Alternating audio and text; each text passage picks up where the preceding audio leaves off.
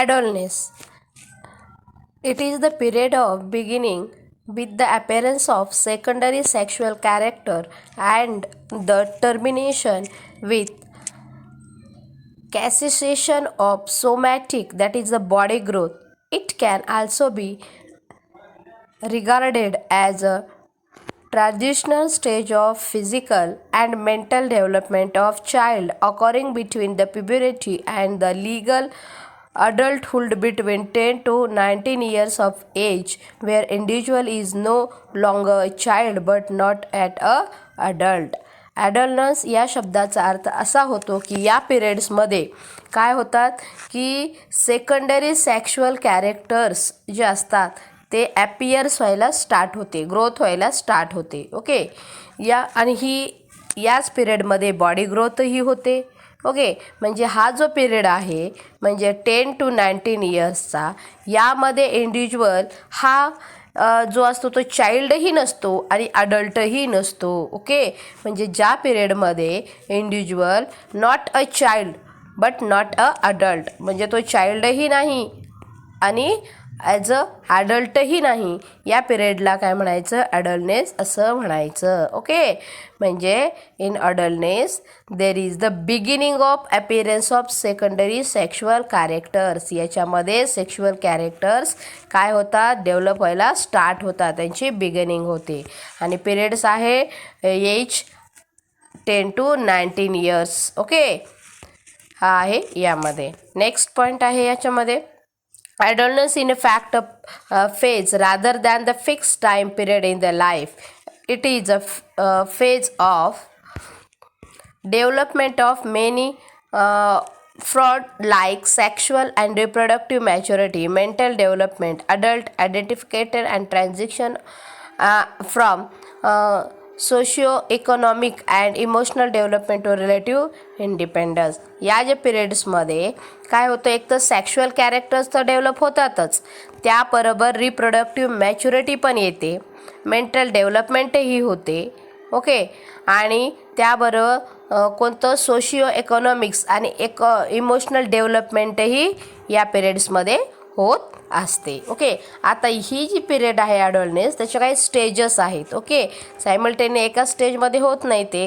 Okay, कारण हे total ॲडल्टनेस complete होण्यासाठी, ही फेज कंप्लीट होण्यासाठी 10 to 19 इयर्स लागतात. मग याच्यामध्ये फेजेस कोणत्या कोणत्या आहेत, adultness are defined individual 10 to 19 years. Already I told you. Okay, ही फेज जी आहे ती कितीची आहे, age 10 to 19 years. But the government of India, its national youth policy defined adultness is 13 to 19 years. Okay, actually काय केलं जातं, as a scientific लँग्वेजमध्ये ही ॲडल्टनेसची फेज 10 to 19 इयर्स कन्सिडर केली जाते, पण इंडियामध्ये ती ॲज अ कन्सिडर केली जाते 13 to 19 इयर्स. ओके, आणि ही फेज डिवाईड झालेली आहे 3 स्टेजेसमध्ये. ओके, त्याच्यात 3 स्टेज कोणती आहे, फर्स्ट आहे अर्लियर स्टेज, मिडल स्टेज आणि last one is a late stage. Okay, तर बघूया आपण अर्लियर स्टेज कधी स्टार्ट होते आणि एजच्या कोणत्या इयर्सपर्यंत कंटिन्यू असते. फर्स्ट आहे अर्लियर स्टेज, जी 10 इयर्सला स्टार्ट होते आणि 14 इयर्स काय आहे तिचं, म्हणजे 10 to 14 years he earlier period असतो किंवा अर्लियर स्टेज असतो. मग बिगिनिंगला काय होतं, beginning of the appearance of secondary sexual characters. या फेजच्या सुरुवातीला सेक्शुअल कॅरेक्टर्स फाउंड व्हायला किंवा ग्रोथ व्हायला सुरुवात होते. Growth reaches its peak, rapid physical growth होते. ओके, म्हणजे हाईट वगैरे रॅपिडली वाढायला लागते. पुन्हा कॉन्क्रीट थिंकिंग होतं, थिंकिंगसुद्धा वाढायला लागते. ओके, थिंक करायला लागतं ते इंडिव्हिज्युअल. याच्यानंतर defining boundaries of the dependence और independence, self exploration, developing body image, development of intense friendship, seeking to counter instability and evolution. म्हणजे या पिरियड्समध्ये फ्रेंड्स वगैरे बनवणं किंवा स्वतःवर डिपेंड किंवा आहे, कोणत्या गोष्टीवर आपण डिपेंडेंट आहोत किंवा कोणत्या गोष्टीवर इंडिपेंडेंट आहोत, हे पुन्हा बॉडी म्हणजे आपली बॉडी लँग्वेज वगैरे आपण समजायला लागतो. ओके, हे सगळं अर्लियर पिरियड्समध्ये होतं. याच्यानंतर नेक्स्ट स्टेज आहे आपले मिडल. ओके, तर मिडलमध्ये काय होतं, मिडल स्टार्ट होते 15 to 17 इयर्स. सो याच्यामध्ये ऑलमोस्ट कंप्लीट डेव्हलपमेंट होते सेकंडरी कॅरेक्टर्सची. ओके, म्हणजे सेकंडरी कॅरेक्टर्स अर्लियर पिरियड्समध्ये स्टार होतात आणि मिडल पिरियडमध्ये त्याची कंप्लीट ग्रोथ होते. Okay, now approximately 90% of the adult stature attend. Okay, म्हणजे अडल्टचे स्टेज आहे त्याची 90% याच्यामध्ये काय होते, कंप्लीट होते किंवा 90% असं दिसून येते की आता अडल्टनेस काय झालेलं आहे, कंप्लीट झालेलं आहे. ओके, थिंकिंग मोअर, अजून जास्त विचार करायला लागतो. ओके, अजून जे विचार करण्याची एरिया आहे किंवा जो स्पेस आहे तो वाढायला लागतो. पुन्हा स्ट्रेस वगैरे, स्ट्रेसफुल कंडिशनसुद्धा येते. ओके, याच्यानंतर इस्टॅब्लिशिंग body image capable long range thinking, sense of leadership. Okay, sense of leadership म्हणजे नेतृत्व करण्याची एक प्रकारची शैली काय होते, एक प्रकारचं स्किल त्यांच्यामध्ये येतं. ओके, पुन्हा रोमॅन्टिक, पुन्हा फॅन्स्टन्सी, जसं नेचर आहे रोमॅन्टिक किंवा सॅडनेस वगैरे असे नेचर्स काय होतात, डेव्हलप व्हायला लागतात. ॲबिलिटी टेस्टिंग आणि याच्यामध्ये अपोजिट सेक्स अट्रॅक्ट व्हायला लागतात याच ग्रुपमध्ये. बरोबर आहे, म्हणजे मिडल स्टेजमध्ये या सगळे काय होतात, कॅरेक्टर्स दिसून येतात.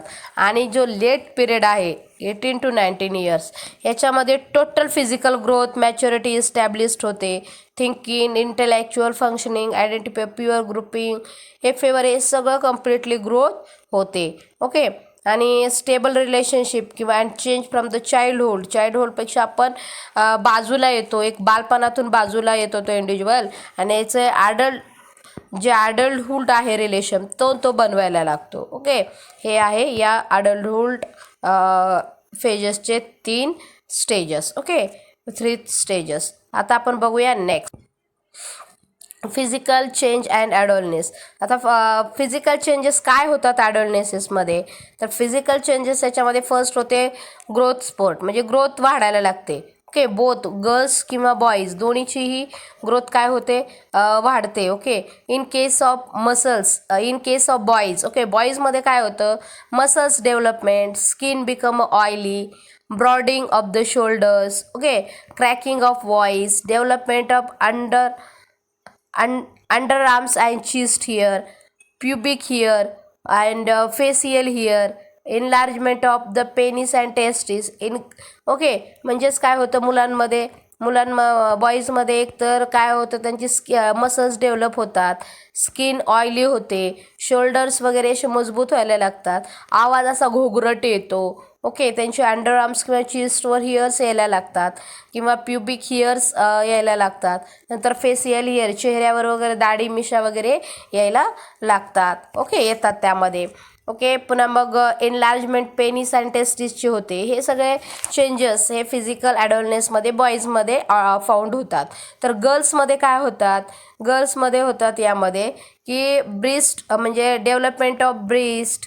ओके, हे development of breast, than weeding of the heap, development of underarms and pubic here आणि इनलार्जमेंट युरेटस अँड ओव्हरी. ओके, ह्या ज्या डेव्हलपमेंट आहे या कशामध्ये होतात, गर्ल्समध्ये फाउंड होतात. ओके, हे आहे. याच्यानंतर sexual development, sex organ matures व्हायला लागतात. ओके, नंतर इनलार्ज, पुन्हा सेक्शुअल डिझायर्स होतं. ओके, हे परत हे बॉईजमध्ये फाउंड होते. ओके, स्पर्म प्रोडक्शन किंवा इजॅक्युलेशन, मेन्स्ट्रुअल सायकल, हे फिमेलमध्ये काय होतं, फाउंड होतं. ओके, हे आहेत सेक्शुअल डेव्हलपमेंट.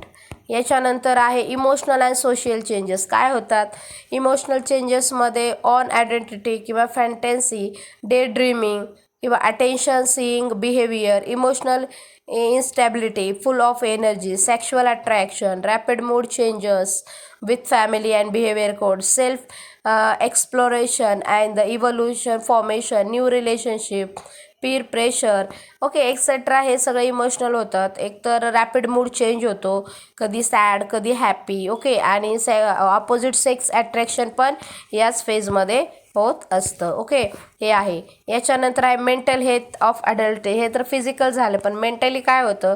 मेंटली होतं इमोशनल चेंजेस होतात. ओके, म्हणजे कधी मूडचा हॅपी राहतो ती इंडिव्हिज्युअल राहते, तर कधी सॅड होते, कधी रागराग करते. ओके, मीन्स सांगता येत नाही आहे की या फेजमध्ये त्याचं म्हणजे बिहेवियर अचानक चेंज होतं. Okay, most of mental health issue people can for adult begin appear adultness. आणि मोस्ट ऑफ जे मेंटली इश्यूज असतात ते याच फेजमध्ये फाउंड होतात. Mental health applicable includes confusion, irritation, moodiness, frustration, nausea, less concentration, hyper activities, anger, effects. हे सगळे जे हे आहेत एक प्रकारचे इमोशन्स आहेत ते या फेजमध्ये फाउंड होतात. ओके, आणि obstinacy, addictions, accidents leading to ill health. आणि याचं साईड इफेक्ट असा होतो की एकतर ॲडिक्शन्स म्हणजे व्यसनी पण तो माणूस होऊ शकतो, किंवा ॲक्सिडंट्स वगैरे अशा याच्यामध्ये मेंटल डिस्टर्ब असल्यामुळे, किंवा इल हेल्थ किंवा तो आजारी वगैरे पडणं, याशासुद्धा काही इन्सिडंट्स या फेजमध्ये मेंटल हेल्थमुळे ऑकर्स होऊ शकतात. Mental illness in the fact is the term default from the depression. Okay, depression किंवा लॉस ऑफ एनर्जीमुळे मेंटली तो माणूस आजारी किंवा हेल्थी होऊ शकतो. मेंटल इलनेस म्हणजे काय? डिसऑर्डर इनकम्फर्टेबल चेंजेस आहेत associate with the physiological behaviour, broadly classified either psychosis of the न्यूरोसा.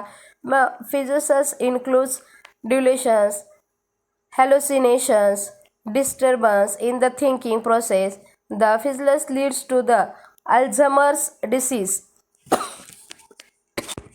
Okay, तर याच्यामध्ये काही डिसीजही होतात मेंटली डिसऑर्डर्स असणारे. ओके, तर एवढं लक्षात ठेवायचं. याच्यानंतर हा जो याच्यामध्ये ट्रीटमेंट काय केली जाते? ओके, तर ट्रीटमेंट याच्यामध्ये हे केली जाते की डिसऑर्डर जे आहेत ते काय केलं आहे, नॉन फॅर्गोनेसली आहे ॲप्रोच आहे respect to the right of the children. WHO recommendation केले आहे गाईडलाईन्स. ओके, आणि त्या गाईडलाईन्सनुसार त्याच्यावर काय केली जाते? ॲज अ ट्रीटमेंट्स केली जाते. ओके, याच्यानंतर आपण बघू ॲडिक्शन्स म्हणजे एक प्रकारचं व्यसन असं म्हटलं जातं याला. ओके, काय केलं जातं याच्यामध्ये की this complex condition characterize by the compulsive use of substance especially harmful conscience. Addiction may be involves the cause of substances means drugs as alcohol, opioids, cocaine, nicotine and other behaviors such as the gambling. Okay, ॲडिक्शन्समध्ये काय केले जाते? Substance consume केले जातात जे बॉडीसाठी harmless असतात. Okay, मग त्यामध्ये एक्झाम्पल्स आहे ड्रग्स व हे आहे अल्कोहोल वगैरे आहे. ओके, तर हे आहे ज्याचा इफेक्ट ब्रेनवर तर होतोच होतो, पण अदर्स पार्ट्सवर सुद्धा बॉडीच्या काय त्याचा इफेक्ट्स होतो. ओके, म्हणजे ॲडिक्शन ओव्हरऑल हा जो आहे तो एक प्रकारचं हार्मलेसच आहे. फिजिओलॉजिकल किंवा फिजिकल किंवा फिजिओलॉजिकल फंक्शन जे आहे बॉडीचं ते डिस्टर्ब करतं. ओके, आणि ते बॉडीसाठी काय आहे? हार्मलेस आहे. आता causes of substance observe during adolescence. Okay, कोणते कॉजेस आहेत याच्यासाठी काय रिस्पॉन्सिबल आहे? फर्स्ट आहे insufficient parental supervision and monitoring. एकतर जे पॅरेंट्सचं जे त्यांच्या चाइल्डवर सुपरविजन आहे किंवा मॉनिटरिंग आहे ते इनसफिशियंट असतं. सध्या म्हणजे जो वेळ आहे किंवा सध्याचा जो काळ आहे, पॅरेंट्स दोन्हीही वर्किंग करतात आउटसाईडला, आणि काय असतात त्यांचे जे चाइल्ड्स असतात, जे ॲडोलनेट्स मुलं असतात ज्या स्टेजमध्ये हे मुले असतात ते घरी असतात, किंवा त्यांचे फ्रेंड्स कंपनी किंवा अदर्स ज्या सोशल एन्व्हायरमेंट आहे ते पण रिस्पॉन्सिबल होतं. ओके, या व्यसनांसाठी किंवा ॲडिक्शनसाठी. Lack of the communication between child and parents. मी ऑलरेडी सांगितलं की मुलांमध्ये आणि त्यांच्या पॅरेंट्समध्ये प्रॉपर कम्युनिकेशन होत नसल्यामुळेही हा प्रॉब्लेम कॉज होऊ शकतो. पुअरली डिफाईन्ड रूल्स असतात, म्हणजे रूल्स त्यांना रेग्युलेशन्स कोणत्या गोष्टी करायला पाहिजे, कोणत्या इम्पॉर्टन्स आहेत, कोणत्या करू नयेत आणि अवॉइड करायला पाहिजे, यांचं एज्युकेशन त्यांना प्रॉपरली दिलं गेलं जात नाही किंवा त्यांना तसे रिस्ट्रिक्शन्स नसतात. हे पण आहे. फॅमिली कॉन्फ्लिक्ट्स सुद्धा असते. फॅमिली ॲटमॉस्फिअर खूप महत्त्वाचं असतं. ओके, ते त्यांना व्यवस्थित मिळत नाही, प्रॉपरली मिळत नाही. किंवा favourable parent attitudes toward alcohol and drugs uses, किंवा काही काही पॅरेंट्स ऑलरेडी ड्रग्स वगैरे घेतात, त्यामुळे सुद्धा ही कंडिशन काय होते, क्रिएट्स होते. पुन्हा expectation from the drugs uses किंवा रिस्क ट्रेकिंग बिहेवियर. ओके, काही काही जे मुलं असतात किंवा ॲडल्टनेस असणारे जे या फेजमध्ये असणारी मुलं किंवा मुली असतात, त्यांना म्हणजे रिस्क घ्यायला खूप आवडते. ओके, काय होतं, काय केल्याने काय होईल, ओके, एक चॅलेंजिंग करायला जातात ते. ओके, हे असतं. याच्यानंतर नेक्स्ट आहे methods major control to drugs abuse. कोणत्या मेथड्स असू शकतात ज्याने कंट्रोल केलं जातं. First, always remember prevention is better than cure. हे खूप महत्त्वाचं आहे की कोणताही डिसीज झाल्यावर ट्रीटमेंट करण्यापेक्षा तो होऊ नये म्हणून काळजी घेणं खूप गरजेचं असतं. Avoid unsure pressure. A child should not be forced to perform beyond his or his capacities in studies, sport and other activities. First of all त्यांना त्यांच्यावर एक्स्ट्रा प्रेशर देऊ नये की तो त्याच्या अभ्यासामध्ये किंवा खेळामध्ये किंवा अदर स्पोर्टमध्ये खूप जास्त त्यांनी काहीतरी अचीव करावं. ॲज अ त्याची जेवढी कॅपॅसिटी किंवा तिची जेवढी कॅपॅसिटी आहे ॲज अ तेवढंच त्याला काय करावं, ॲज अ गायडन्स करावं किंवा सपोर्ट करावा, पण प्रेशर देऊ नये. ओके, सपोर्ट पॅरेंट्सनी किंवा टीचर्सनी किंवा अदर एल्डर्सनी ॲज अ त्या मुलाला किंवा मुलीला सपोर्ट केला पाहिजे, पण त्याच्यावर प्रेशर नाही दिलं पाहिजे त्या अचिव्हिंगसाठी. Educational and counselling of the child face problem of stress and to accept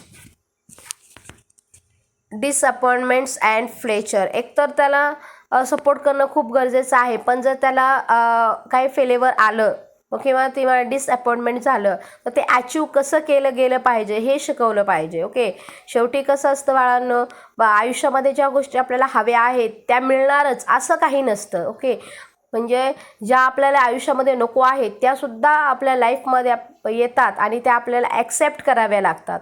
फेल्युअरही तसंच आहे. ओके, कोणालाच फेल्युअर आवडत नाही, पण फेल्युअर हा एक लाईफचा पार्ट आहे. अचिव्हमेंट सक्सेस जसं आहे तसं सक्सेससोबत फेल्युअरही आहे. नाण्याला दोन बाजू असतात. जर एक साईडला सक्सेस असेल तर दुसऱ्या साईडला फेल्युअरही असणारच. जर तुम्ही सक्सेस एवढं हॅपीली ॲक्सेप्ट करताय तर फेल्युअरही तुम्हाला एवढं हॅपीली ॲक्सेप्ट करावंच लागेल. तेही तेवढंच इम्पॉर्टंट आहे. हे अंडरस्टँड करून घेणं, हे समजून घेणं आणि ते लाईफमध्ये सुद्धा यूज करणं, त्याचं ॲप्लिकेबल करणं हे खूप गरजेचं आहे. ओके, याच्यानंतर challenges energy child sports studies and constructive activities. Okay, त्यांना सपोर्ट करणं तर ठीक आहे, फक्त प्रेशर टाकू नये. त्याच्यानंतर आहे drugs abuse. Okay, drugs abuse. Drugs abuse काय, survey and the studies show that use of drugs and alcohol has been a risk of especially among the youth. This really cause the concern of the could result in many harmful effects.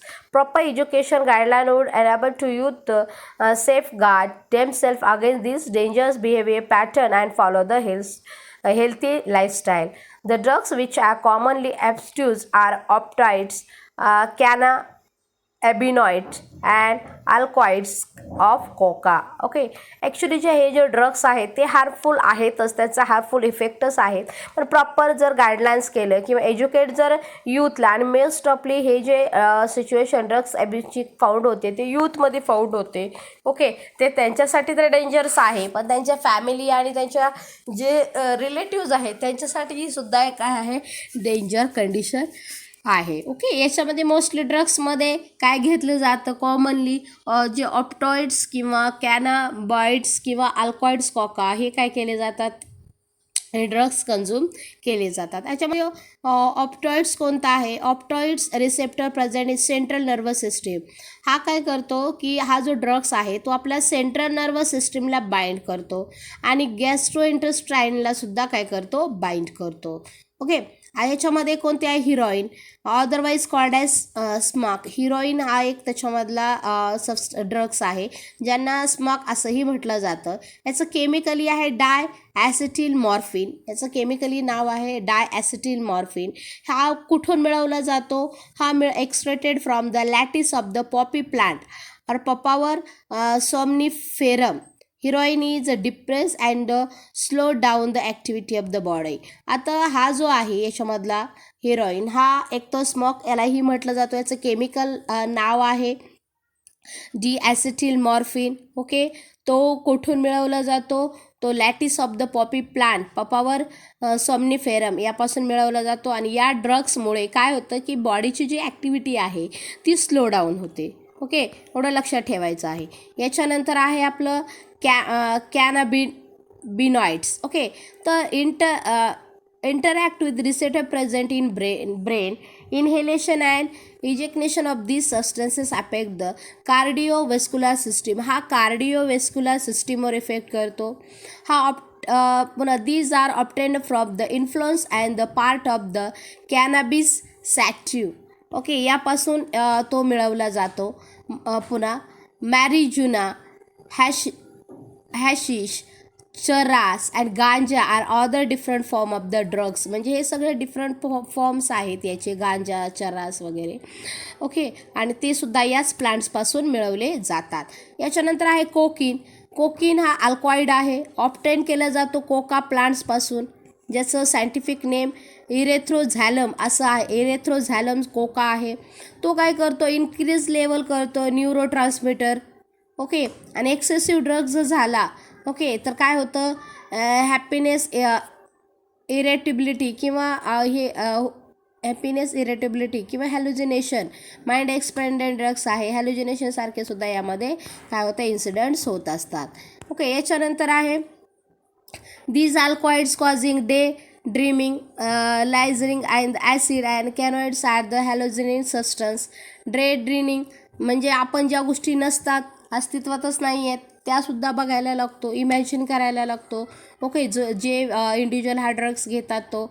Okay, आणि हा जो extract केला जातो किंवा मिळवला जातो तो आहे ॲट्रोपा, बेलोडना अँड धतोरा जो आहे, ज्याला मराठीमध्ये धोत्रा असं म्हटलं जातं, त्या प्लांट्सपासून काय केला जातो? हा मिळवला जातो. आल्सो हॅव हॅलोजेनिक प्रॉपर्टीज असतात. Hallucination are unreal perception of unreal object due to disorder nervous system. Already सांगितलं, हॅलोजिनेशन म्हणजे अशा गोष्टी बघतो, स्वर्गात गेल्याचा अनुभव होतो, इंद्रदेव, परी, अप्सरा दिसायला लागतात. ओके, हे सगळं या कशामुळे होतं? या ड्रग्समुळे होतं. ओके, याच्यानंतर आपला नेक्स्ट पॉईंट आहे addiction and the dependence. Okay, addiction and the dependence.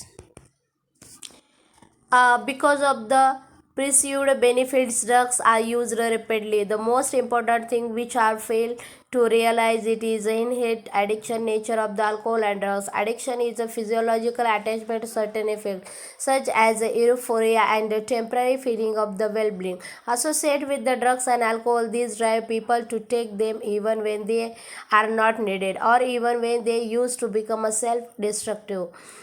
With respect to use of drugs, the tolerance level of the receptor present in our body is increased. Continuously, the receptor respond only to higher dose of the drugs or alcohol, leading to greater intake and addiction. However, it should be clearly borne in mind that use of these drugs, even can lead to addiction in these absence of our guidelines or counseling, or the person get addicted and become a dependent of their use. Dependence is the tendency of the body to manifest the characters and unpleasant withdrawal syndrome. If the regular dose of drugs, alcohol, absolutely discomfort, this is characterized by the excited tempering and nausea and the sweating, which may be realized when this is consumed. Okay, actually ही जे आहे addiction and independence, first आपले असे people's drink करतात जे tension suffering करतात. Okay, किंवा जे असेही करतात ज्यांना गरज नसते. ओके, किंवा याचं वारंवार जर कंटिन्युअस यांचं ड्रग्सचं जर कन्झ्युमिंग केलं गेलं तर ते तर हार्मफुल आहेच. म्हणून इंडिव्हिज्युअली डिपेंड्स करायला पाहिजे की आपण ते नाही घेतलं पाहिजे. स्वतःच्या मनाची असं म्हणतात की मनामध्ये जे ठरवलं ते आपण करू शकतो. ओके, तरी ड्रिंकिंग करणाऱ्या पीपल्सनी जर असं सांगितलं की आपण पिणार नाही तर ओके, तर ते खूप इम्पॉर्टंट्स आहे. ते याच्यापासून ॲडिक्शनपासून काय होऊ शकतं? दूर होऊ शकतात. ओके, त्याच्यानंतरचा नेक्स्ट पॉईंट आहे इफेक्ट्स ऑफ ड्रग अल्कोहोल ॲब्स्टिट्यूट, याचा इफेक्ट तर हार्मफुल असतोच ऑलरेडी. ओके, हे बॉडीसाठी हार्मफुल आहे, नर्वस सिस्टीमसाठी किंवा मसल्ससाठी सुद्धा अल्कोहोल आहे. यामध्ये लीड्स टू कधी कधी कोमा किंवा डेथही होते, रेस्पिरेटरी फेल्चरही होतं. ओके, हे पण इम्पॉर्टंट आहे. हार्ट फेल्चर या ड्रग्समुळे सुद्धा होतो. म्हणजे इवन हे जे ड्रग्स आहेत ते ओव्हरऑल हार्म करतातच आपल्या बॉडीला. ओके, म्हणजे याच्यानंतर ही the most common warning sign of the drugs. The most common warning sign of the drugs and alcohol abuse among youth include drop in academic performance, unexplained absence from school, college, lack of interest in personal hygiene, withdrawal, isolation, depression, fatigue, aggressive and rebellious behavior, deteriorating relationship with family, friends, loss of interest in hobbies, change in sleeping and eating habits, fluctuation in weight, appetite, etc. Okay, म्हणजेच काय की drugs घेण्याचे side effects इथे सांगितलेले आहेत. किती side effects आहेत? First sight effect आहे की वॉर्मिंग साईन. ओके, हे जे आहे ते मोस्ट कॉमन आहे ड्रग्सचं साईड इफेक्ट. ओके, नंतर आहे की जे यूथ आहेत यांच्यामध्ये मोस्टली ड्रग्सचं प्रमाण जास्त आढळून येतं, त्यामुळे त्यांचा ॲकॅडमिक परफॉर्मन्स रिड्यूस्ड होतो. ओके, मग ते कॉलेजेसमध्ये असोत किंवा स्कूलमध्ये. यानंतर ते स्वतःच्या हायजीनकडे केअरलेस होतात. ओके, म्हणजे ते स्वतःचे हायजीन्स मेंटेन करू शकत नाहीत. नंतर ते डिप्रेशनमध्येही जातात. मग डोकेदुखी किंवा रागीट स्वभाव, ॲग्रेसिव्ह होतात थोड्या गोष्टींवरून. ओके, किंवा त्यांचं बिहेवियर हे चेंज होतं. ओके, नंतर आहे की ते त्यांच्या फॅमिलीपासून किंवा फ्रेंड्सपासून डिटोरिएटिंग होतात, म्हणजे दूर व्हायला लागतात. ओके, त्यांच्याशी भांडण करणं, व्यवस्थित न बिहेव करणं. ओके, या सगळ्या आहेत. नंतर त्यांच्या ज्या हॉबीज आहेत प्रिव्हियस या ड्रिंकिंग करण्याच्या अगोदर, ओके, म्हणजे ज्या त्यांना हॉबीज होत्या त्या हॉबीजकडे ते निग्लेक्ट करायला लागतात. त्याचबरोबर स्लिपिंगमध्ये सुद्धा चेंजेस होतात, त्यांच्या इटिंगमध्ये सुद्धा चेंजेस होतात. मग यामुळे याचा इफेक्ट साईड इफेक्टवर वेटवर होतो. ओके, आणि ॲपेटाईटमध्ये त्यांना भूक न लागणे किंवा भुकेवर सुद्धा याचा इफेक्ट्स होतो. ओके, जेवणावर वगैरे याचा इफेक्ट्स होतं. नेक्स्ट आहे there may even be some far-reaching applications of drug alcohol abuse. If an abuse is unable to get money to buy drugs, alcohol, she or say may turn to crime. आणि याचा आणखीन most important side effect असा आहे की जर समजा एखाद्या व्यक्तीकडे ड्रग्स पर्चेस करण्यासाठी प्रॉपर मनी किंवा सुटेबल मनी नसेल, तर ती मनी अचीव करण्यासाठी ते क्राईम सुद्धा सिलेक्ट करतात. ओके, म्हणजे क्राईमच्या मेथडनी वेने सुद्धा ते मनी कलेक्ट करून ड्रग्स पर्चेस करतात. At times drugs alcohol addict become cause of mental financial stress, आणि त्यामुळे मेंटली आणि फायनान्शियली तो स्ट्रेस येतोच. ओके, आणि त्याचा साईड इफेक्ट त्यांच्या किंवा तिच्या काय होतं, फॅमिली आणि फ्रेंड्सला काय करावा लागतो, सहन करावा लागतो. ओके, नेक्स्ट आहे आपला those who take drug intravenously, means direct injection into the vein using a needle and syringe, are likely to acquire serious infection like HIV and hepatitis B. Okay, असे काही ड्रग्स जे direct इंजेक्शनमधून दिले जातात वेनमध्ये. Okay, त्यांच्यामध्ये risk असते HIV आणि hepatitis या डिसीजचं काय होणं, स्प्रेड होणं याची रिस्क असते. Use alcohol during adolescence may also have long-term effects like lost balance, liver cirrhosis, pancreatitis, etc. leads to heavy drinking in adulthood. Okay, हे ऑलरेडी मी सांगितलेलं आहे की अडल्टनेस किंवा हे जे आहे ड्रिंक कंझ्युमिंग ही हॅबिट जी आहे, ओके, ते तर हार्मफुल टोटली फायनान्शियली आहे, मेंटली आहे आणि फिजिकलीसुद्धा आहे. यामध्ये बरेचसे ऑर्गन्स काय होतात, अनफंक्शनिंग होतात किंवा इवन काही केसेसमध्ये coma, death, brain failure, kidney failure हे सुद्धा केसेस काय होतात फाउंड होत असतात. So it is a dangerous for all peoples though including female and the male than youth also. Okay, so it is the very harmful.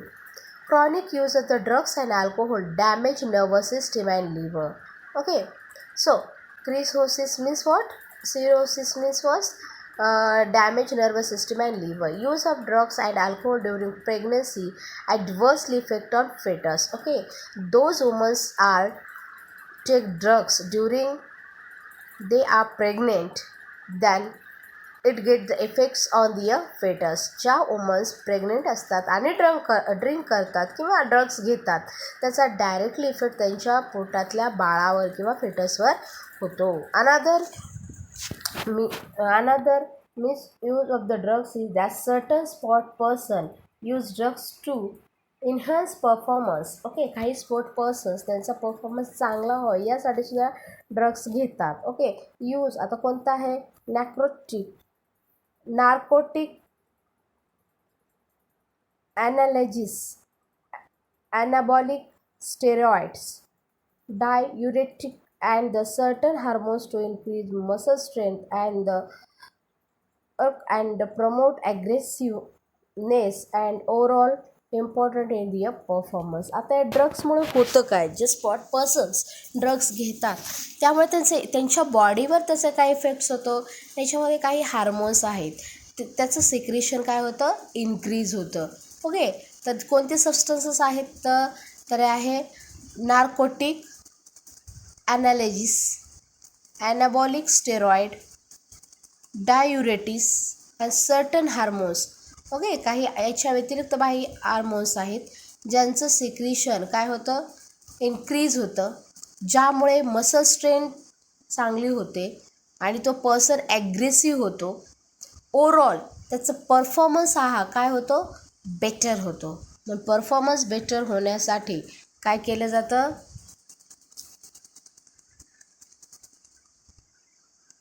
Performance better होण्यासाठी हे drugs घेतले जातात. ओके, आता side effect of use anabolic steroid in females include that masculinization means features like males. Okay, म्हणजे फिमेलने जर समजा हे drugs घेतलं कोणतं? ॲनाबॉलिक स्टेरॉइड, तर त्या एक मेलसारखं फीचर्स तयार होतात त्यांच्या बॉडीमध्ये.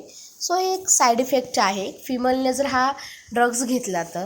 नेक्स्ट आहे इन्क्रीजिंग ॲग्रिवनेस तर वाढणारच आहे. यानंतर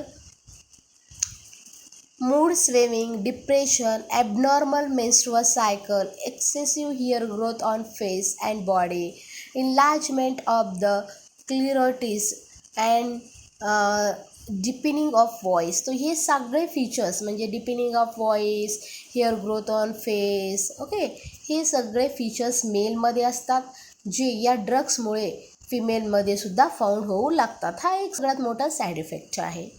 इन मेल, समजा मेलनी जर घेतलं तर काय होतं? It includes acne, increase aggression, mood swimming, depression, reduce in size of the testicles, पुन्हा decreased sperm production, kidney and liver dysfunction, breast enlargement, premature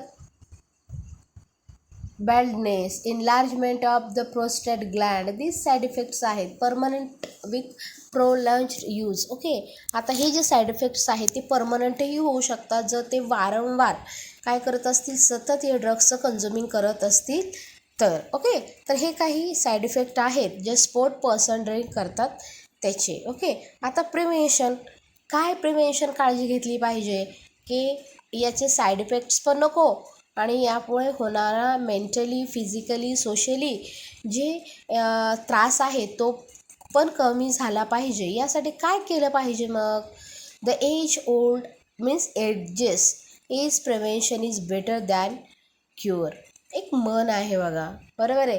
ती काय आहे, prevention is better than cure. काळजी ही कधीही, म्हणजे आपण घेतलेली काळजी ही कधीही उपचारापेक्षा चांगली असते. ओके. एखादा डिसीज झाल्याच्या नंतर ट्रीटमेंट करणं स्वाभाविक आहे, पण तो डिसीज होऊच नये म्हणून घेतली गेलेली काळजी ही खूप महत्त्वाची आहे. Okay. Hold true for all addictions. आणि हे सगळ्यांनी मान्य केलं पाहिजे, जे जे ॲडिक्शन्स करतात, ज्या पीपल्सना कोणतंही व्यसन आहे, for any kind, though it is a drunk, alcohol, drinking, whatever. Okay, all these peoples have clearly hold that in their mind. Okay, this phrase must be important. It is also true that habits such as smoking, taking drug or alcohol are more likely to be taken up the young age.